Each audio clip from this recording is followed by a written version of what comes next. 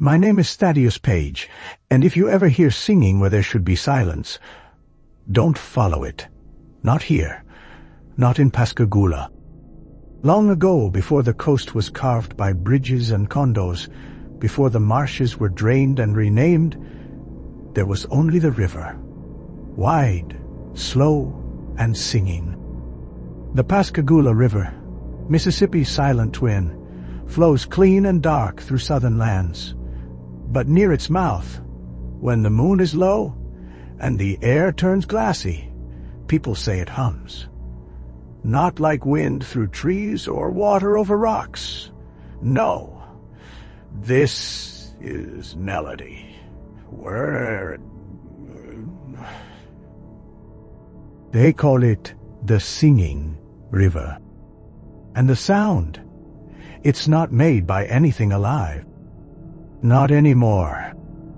The story goes like this. Centuries ago, before the colonists, before the paper maps, two nations lived near the river, the Biloxi and the Pascagoula. The Biloxi were warlike, proud, and feared. The Pascagoula were quieter, peaceful. They sang often, their songs echoing through the silence. Then came love. An impossible love. The Biloxi chief's daughter fell for a Pascagoula man, a union forbidden by blood and blade. Some say they met in secret, under moonlight, letting the river carry their whispers. Others say she fled to him, knowing it would bring war. And it did. The Biloxi prepared to slaughter the Pascagoula, not just punish, eradicate. But the Pascagoula did not raise arms. They raised voices. On the eve of their destruction, the entire tribe gathered at the river. No weapons, no pleas, just a song. One long, haunting song that carried across the water, through the trees, into the night. Then, hand in hand, they walked into the river. Not frantic, not weeping, just singing. Every man, every woman, every child. And they never came back up. The Biloxi arrived to silence.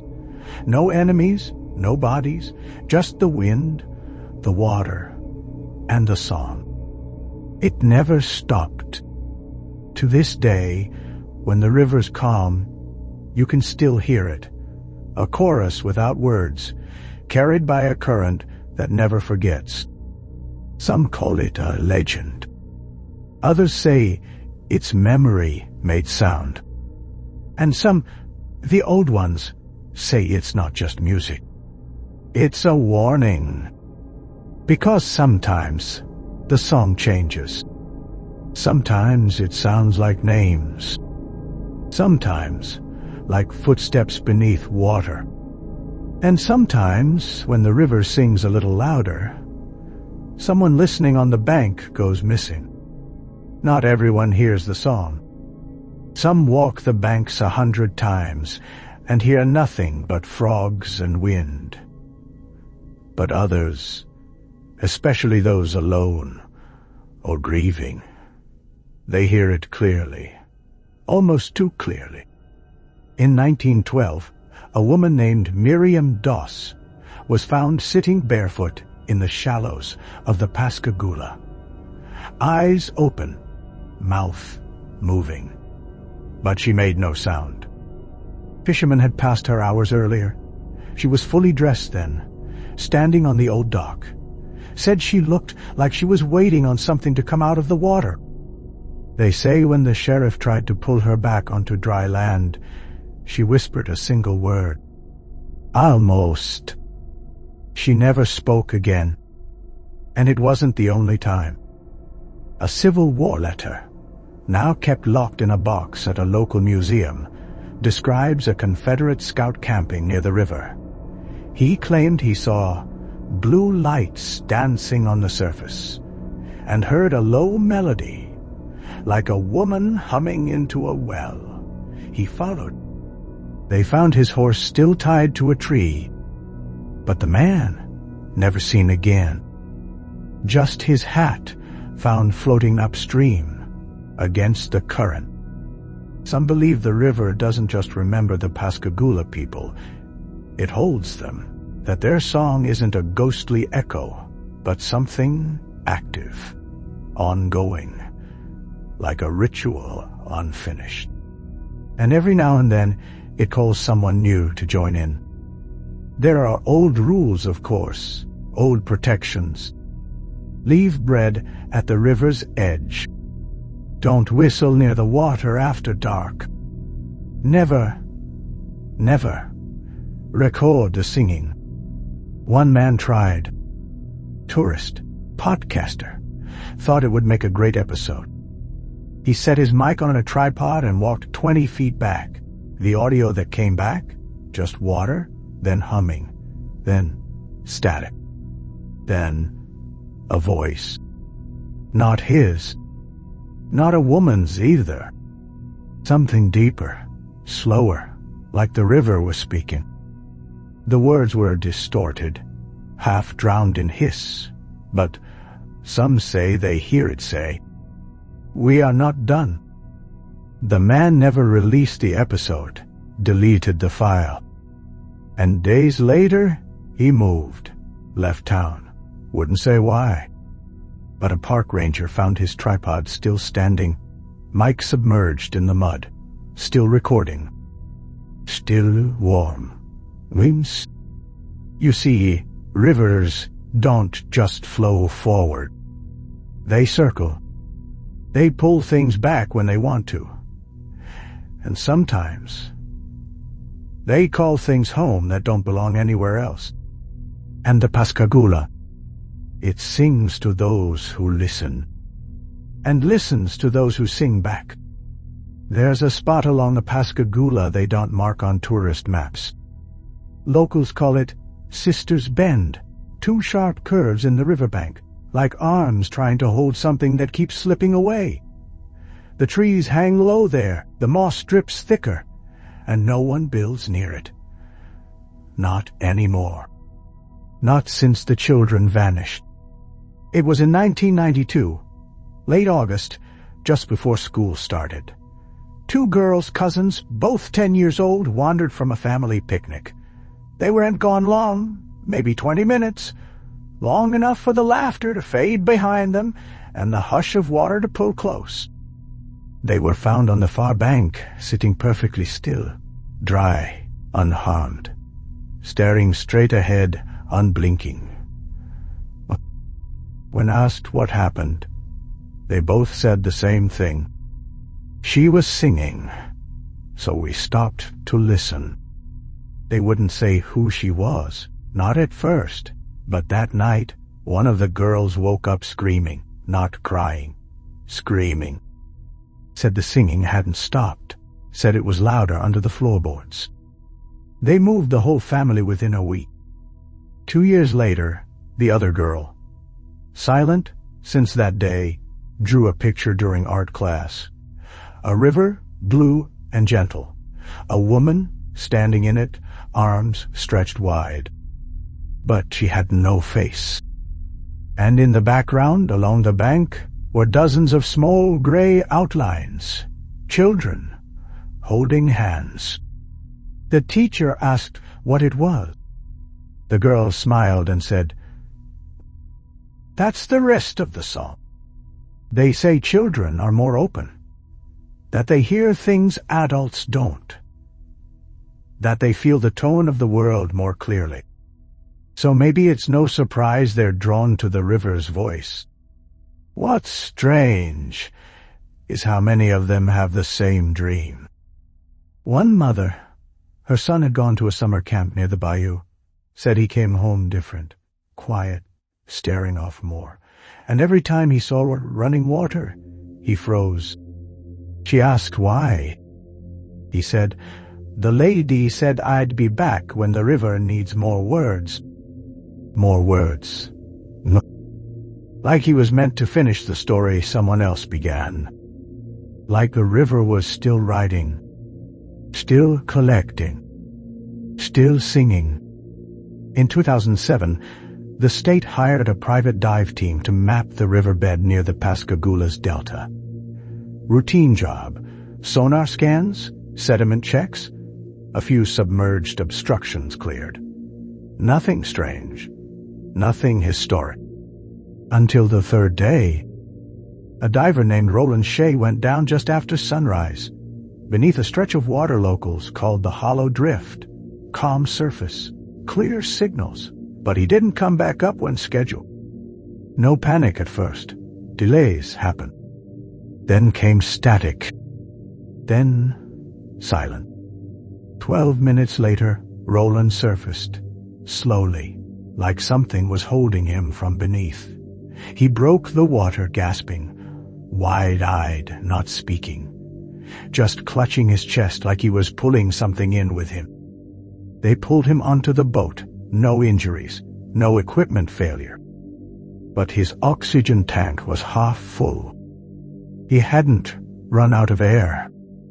He'd just stopped breathing. It took him 3 hours to speak again. When he did, it was one sentence. "I heard them under me." That night, he packed up and left the crew without saying goodbye. Quit the contract. Moved inland far from any water. Refused interviews. Wouldn't talk about what he saw. But his dive log was found months later, left behind in a storage unit. The last page was water-streaked, the ink warped and rushed. It read, "They aren't echoes. They're voices. Still singing, still whole, still waiting. Something is under the river. Not just sediment. Not just the bones of a vanished people. Presence terrete. They say when you're down there, deeper than light reaches, you feel pressure. But not from the water, like a crowd is gathering around you, unseen. No movement, no current, just awareness. And you realize, it's not you diving into the river. It's the river rising to meet you. There's a bridge, just west of Pascagoula, where the trees thin out and the wind begins to hum. They say if you stop your car there, just before dawn, and roll down your window, you might hear someone breathing beside you. Not behind. Beside. In 2011, a truck driver named Elsie Maddox pulled over on that bridge during a storm. She was ahead of schedule, tired, and thought she'd rest a bit before heading north. She left the engine on, wipers slow, rain tapping like fingers on the windshield. And then she heard singing. Not a radio, not the wind. A woman's voice, soft, slow, right outside the driver's side window. She didn't look. She didn't move. She just listened, frozen by a feeling she described later as a memory I didn't have yet. The voice sang for 1 minute. Then it stopped.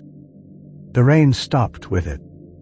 The road behind her had vanished into fog, the river below completely still.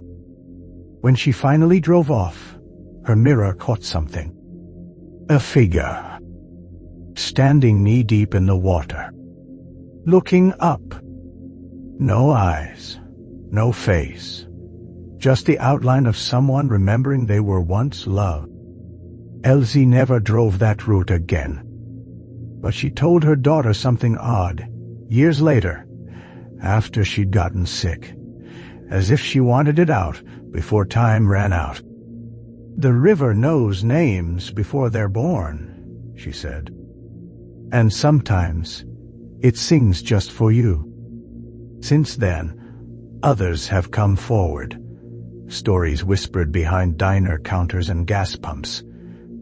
People who've heard the song call to them, not from above the water, but inside it. One fisherman tossed his net, and felt it catch on something heavy.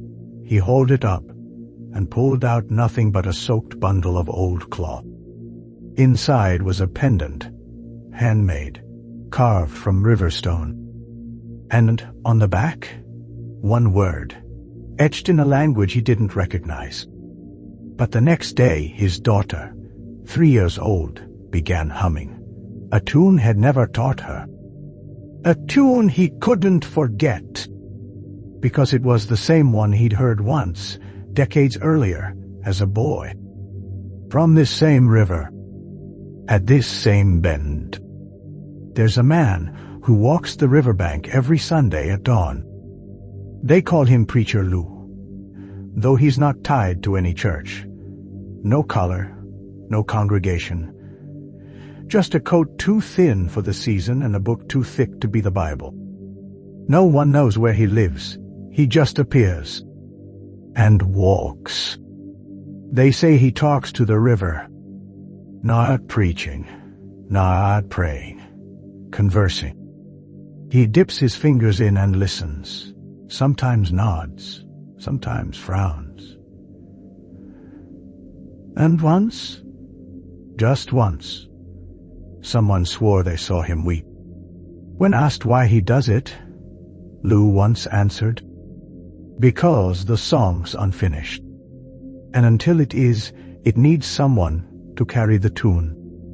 There's a theory he's Pascagoula himself, not the tribe, not the people, but something older, something made of their grief, shaped by their final song, a vessel. But others say he's just a man who hears too clearly, and lately he's been walking slower because something is changing. The river's been quieter. Not still, never still, but softer, as if it's holding its breath. Oh. Some say the voices have grown faint, that whatever sang for centuries is going silent, drying, sleeping. But Preacher Lou says otherwise. He says it's listening. He says it's choosing. The river remembers everyone who's ever listened to it. And when the last verse comes, it'll call them home. You ask, what happens when that song ends? He only answers, then the silence will finally mean something. Last year, a boy went missing. 10 years old, name withheld. He was camping with his father on the east bend of the Pascagoula. Went to wash his hands by the water. Never came back. The search lasted 6 days. Helicopters, divers, dogs. Nothing. On the 7th day, just before dawn, they found him. Sitting on a log beside the river, dry, awake, calm. He wouldn't speak, until someone asked if he was scared. He shook his head, then whispered. She said I could come back. Just not yet. They took him to the hospital, checked him over. No trauma, no injury. But that night, nurses found him standing at the window, eyes closed, humming. Not a song they recognized, but one that made them cry. It was beautiful and impossibly sad. Since then, the river has been louder. Not always, but more often, and different. Some say it's a new voice, others say it's the same, just clearer now, like it's getting closer. Some believe it's the boy, that something was passed to him, that the river needs a voice in the world again, a bridge, and when the time comes, it will call him back, because the song never ended. It only paused. And now, it's picking up where it left off, one note at a time.